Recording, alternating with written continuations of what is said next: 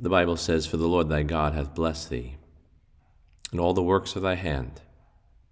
He knoweth thy walking through this great wilderness." These 40 years the Lord thy God hath been with thee, thou hast lacked nothing. Here's God's statement in the beginning of the book of Deuteronomy.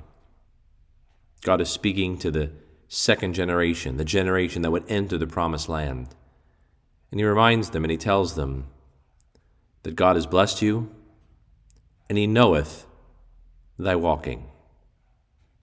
You've been what you think wandering in the wilderness for these 40 years, but God has known the path that you've taken. God has been with you in the path that you've taken.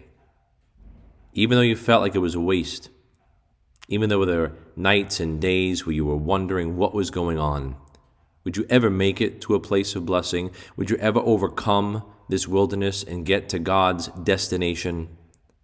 God knew your path. He knoweth thy walking. As you and I wander this wilderness, on the way to our promised land, you may feel like those Israelites. You may wonder, are we ever getting out of here?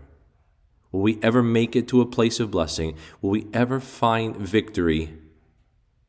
Just rest assured, God is with you, and he knoweth thy walking. He knows the path your feet are taking. He knows the steps in which you're moving through this great wilderness.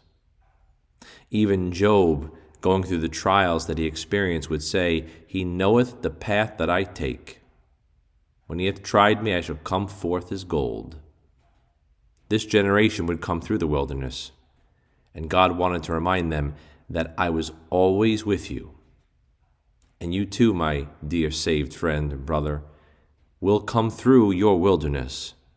And the Lord wants you to know, right before you come out of it, that he's been with you the whole time. He knoweth thy walking. So you and I can rest assured that God is with us. He's not forsaken us, and he ponders the path of our feet. May we do the same today.